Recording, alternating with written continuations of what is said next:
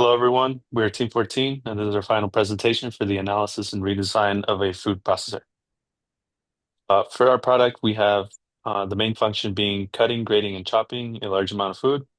Primary and secondary customers are household kitchens, and secondary being the commercial kitchen.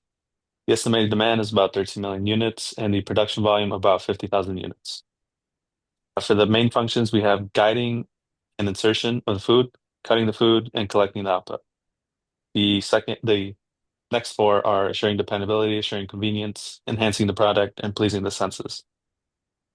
Next up, we have the functional component mapping matrix, which puts the CAD components on the left, and the functions on the top. The X's indicate which component maps to which function. From this, we were able to create a functional differentiation table, which compares and contrasts the primary and secondary customer variant, which you can see here, one of the differences being adjusting speed. Component commonality table as well was created, which differentiated the platforms and the modules being the ones we changed to please both customer bases. Uh, for this slide, we identified the platform components that drive the overall assembly. The housing and base act as the structural foundation, so improving their assembly efficiency has the biggest impact. This gives us a clear starting point for applying DFA principles. Next slide.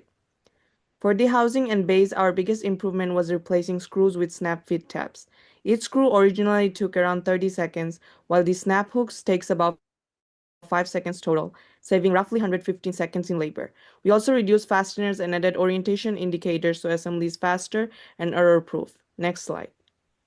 In the lead and bowl module, we added a latching snap fit and combined the two parts with the hinge to reduce part count. The hinge also ensures the assembly only opens one way, eliminating alignment and adjustment steps and speeding up assembly. Next slide. Overall manual assembly time dropped from 119.13 seconds to 89.7 seconds, which is a 24.7% improvement. Most of this reduction comes from removing screws, adding snap fits, and eliminating alignment steps. Next slide. This DFA table highlights which parts originally required more handling and alignment. After applying our changes, those problem areas were significantly reduced. The table confirms that our redesign targeted the most time-consuming steps effectively.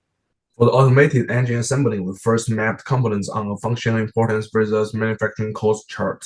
The belt, pulleys, both shaft, engine, and base fall in the high importance, higher cost regions, so we grouped them into a single platform subassembly.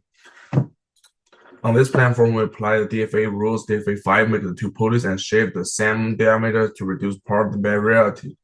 DFA 7 add molded guides so the belt will always sit in a correct position. DFA 13 add a plastic located feature, then guide put insertion and remove the lead for adjustment. After DFA, we would still use 7 parts, but automated assembly time drops from 14 to 30 seconds because shaft and pulleys are standardized and easier to handle. For the plastic housing, we compare the process with a 3D hollow thermoplastic part, 30 millimeters thickness, 0.1 millimeter tolerance, and 5,000 per week volume. The DfM Pro recommended that for the design for manufacturing for the housing, which we are machining, that it had too many smooth filleted surfaces, the pink highlighted areas, that increased the machining cost and setup time. So in this case, it comes out to $28.38 per part. And then to the next slide. And then redesigning this by reducing the amount of fillets and chamfers on the housing and making it more of a smooth rounded shape. This led to a total decrease of manufacturing cost. It led to a 14% decrease per part, in total around $36,000 with the 260,000 unit forecasted manufacturing units per year. Moving on. The process selection from pulley, using aluminum with the shape of prismatic circular, we ended up with 5 viable processes: die casting, centrifugal casting, forging, machining, and additive manufacturing. And we decided on die casting because it is the best due to its large batch size and universal use. Next slide, please. From the initial design, DfM Pro recommended that the variations in wall thickness could lead to low quality parts and finishes. Next slide. Reducing the variation in wall thickness simplified the part geometry of the pulley and brought down the cost by 8 cents, leading to around $41,000 decrease per year. Moving on to Yash. Yeah, this slide compares the housing machining cost before and after our DFM changes. As we can see in both cases, the cost decreases with a higher production volume, but the redesigned housing shows a smoother and slightly lower cost curve, indicating better manufacturability at scale.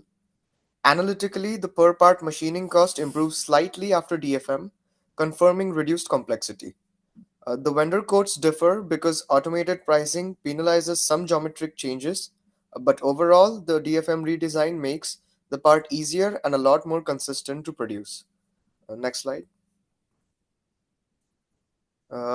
This slide shows the pulley machining cost before and after our DFM updates. Similar to the last one, we can see a cost decrease as production volume increases. But after DFM, there is a steeper cost drop, meaning the redesigned pulley benefits more from scaling. The model does show a small cost reduction from $0.91 to $0.83 per part, indicating an improved machining efficiency. The external quote for hubs also dropped slightly from 2.78 to 2.68, suggesting the DFM changes did improve scalability and reduce per part cost. Next slide, please. For the product service system, we introduced a Smart Prep Assist, a simple digital add-on that gives predictive maintenance alerts, monitors wear on the bowl and lid, and prevents overload during use. This lowers the customer's cost of ownership, improves convenience and safety, and reduces environmental impact by enabling modular part replacement instead of full unit disposal. It essentially turns our redesigned processor into a more reliable and sustainable product service environment. Over to the next person. And for the conclusion, the redesign successfully met its main goals by reducing the part count, improving manufacturability, and lowering both manual and automated assembly costs. We reduced the manual assembly time and standardized parts and assemblies for automated assembly. If we had to go back, we would focus on modularity, tolerance analysis, and incorporate manufacturing constraints. Thank you very much.